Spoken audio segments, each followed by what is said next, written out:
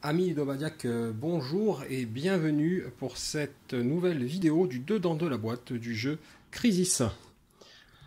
Alors Crysis, eh bien c'est un jeu édité par Geek Attitude Games et Ludic Création, un jeu de Pantelis, Bouboulis et Sotiris Tsantsilas, des deux Grecs qui font un jeu sur la crise. Je pense que thématiquement on est pas mal.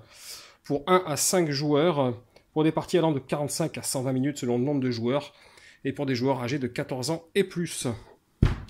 Alors, voyons voir un petit peu ce qu'on a là-dedans. Alors, c'est une boîte classique format portrait, c'est-à-dire 31,5 de haut par 22,5 de large en profondeur. Je ne l'ai pas, mais c'est vraiment du standard en version portrait, hein, pas en version carré, comme vous pouvez le voir. Ah, la boîte s'ouvre bien. Nickel chrome. Alors, déjà, on a un sachet comme ça, en tissu noir. On a beaucoup de cartes, grand format. On va les ouvrir après. Ah, toujours le top du top. J'aime quand les jeux font ça. Hop, des sachets, beaucoup de sachets. Donc il doit y avoir de quoi faire. 1, 2, 3, 4, 5, 6, 7, 8, 9, 10, 11, 12, 13, 14, 15 sachets. Donc il doit y avoir beaucoup de ressources. Les ressources, les voilà.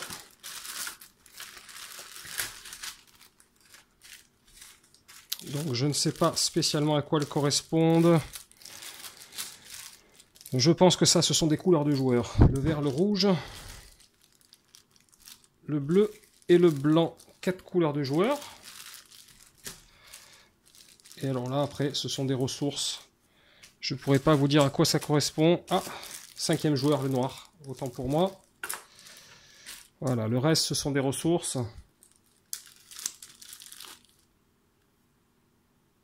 Ouais, en qualité, ça a l'air plutôt sympa.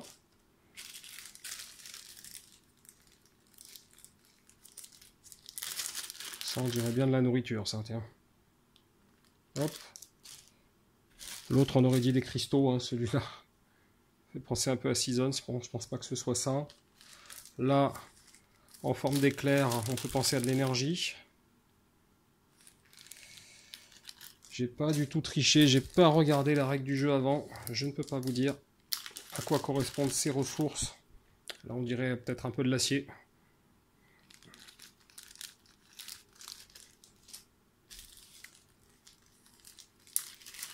Là, je sais pas, ça fait penser à des rouages, c'est de la technologie peut-être.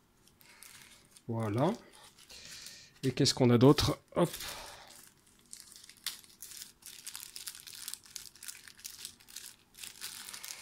Ah. Le sachet, c'est mal ouvert. Voilà. Et ça, on dirait que ça se boit, mais je ne sais pas ce que c'est. Hop.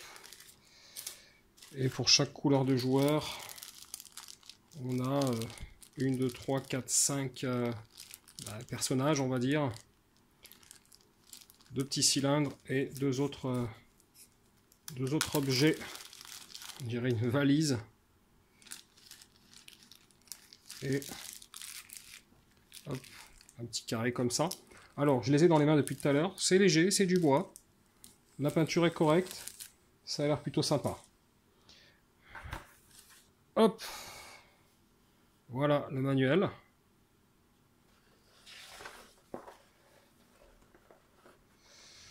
Ça a l'air bien sympa. 128 cartes, plus 28 influences, 48 compagnies, 30 événements. Il y a de quoi faire. Hop. Toute l'explication. Il y a déjà un certain nombre de pages. Je vois qu'il y a déjà des questions-réponses. Et aussi un index. Ah, ça c'est sympa. Donc une vingtaine de pages en tout, incluant les index, les phases d'une manche, les compagnies. Hop.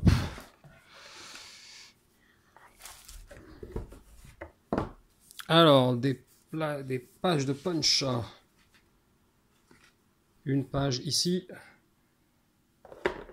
Et 2 ici. Alors, en termes de dépunchage, oh là là, ça vient tout seul. Nickel. Une comme ça, nickel. Oh, c'est rarement aussi bien découpé que ça. Waouh. Là, je sais pas si vous voyez, il n'y a pas un pet sur le rebord. J'en ai testé 3 au hasard. Je prends l'autre. Ah ouais, ça vient tout seul. Alors là, j'ai rarement dépunché comme ça. Vraiment, ça vient tout seul. À chaque fois, il n'y a pas un pet sur les rebords. Pas un pet à l'arrière, vous voyez. Aucun risque d'avoir quelque chose d'abîmé. Waouh, super dépunchage. Alors là, top du top. Alors, voyons voir un peu ce plateau.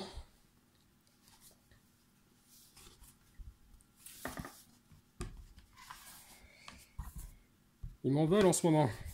Ils font que des plateaux qui sont en 6 parties. Voilà, là, il n'est même pas dans le bon sens. Je vois qu'il est recto verso.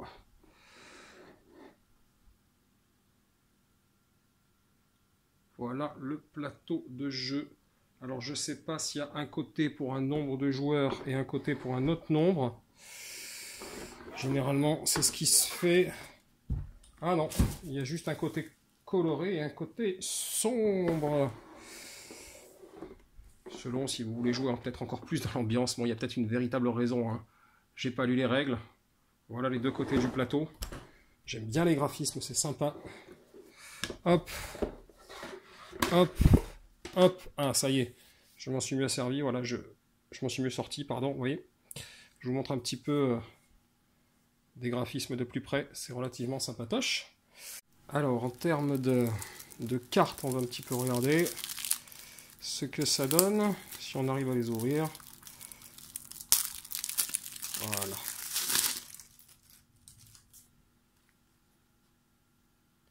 Spatioport.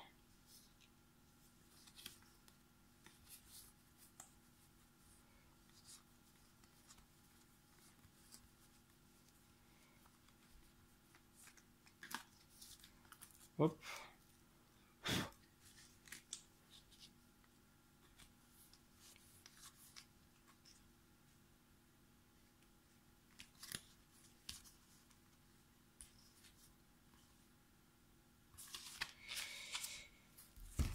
Je crois que la majorité des bâtiments qui sont plus visuels doivent être dans l'autre paquet.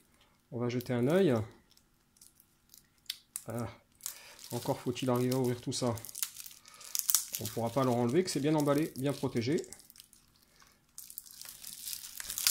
Voilà.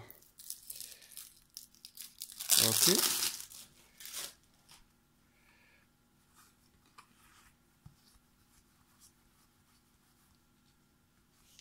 Il y a de l'aide de jeu. Action. Phase d'une manche. Contrat d'export, je vois. Et des objectifs manches. Production, travailleurs nationaux, je vois. Travailleurs étrangers. Action d'export. Donc il y a de l'aide de jeu apparemment. Voilà les fameux bâtiments par exemple. Une banque. Une ferme. Une mine. Centrale. Une gare. Un hôtel. Bon là je vois que ça revient, c'est une question de niveau. Ah là j'ai d'autres niveaux, restaurant, un hôtel de plus gros niveau. Ouais en fait il y a différents niveaux. Transporteur, métallurgie, etc. Alors les cartes en elles-mêmes.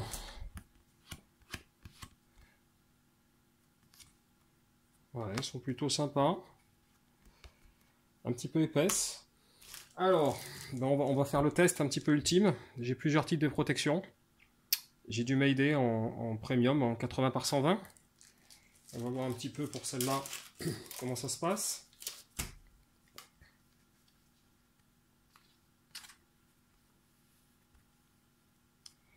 Ça rentre.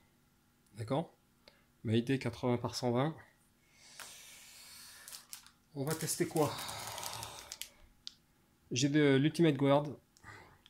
En premium aussi, 80 par 122. Alors, si les tailles sont bonnes d'un côté, les tailles devraient être bonnes de l'autre. On va tester.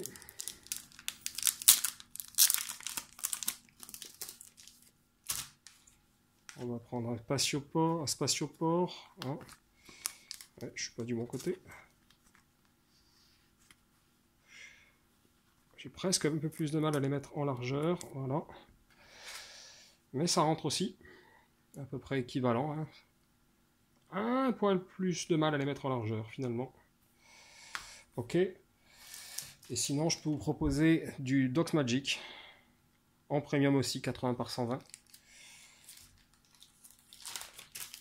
Comme ça, selon vos habitudes, vous aurez le choix. On va voir un petit peu...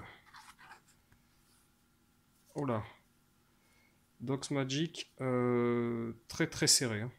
Très très serré en largeur. Voilà. Ça rentre quand même. Mais c'est celle que j'ai eu plus de mal finalement. Celle qui rentrait le plus facilement en largeur. Ce sont les Mayday. Après, ce sont les Ultimate Guard. Et après, ce sont les Dox Magic qui ont du mal à rentrer en largeur. En hauteur, je crois que c'est à peu près kiff-kiff. Voilà, en tout cas, les trois rentrent malgré tout. Voilà en termes de protection de cartes. Écoutez, vous savez tout.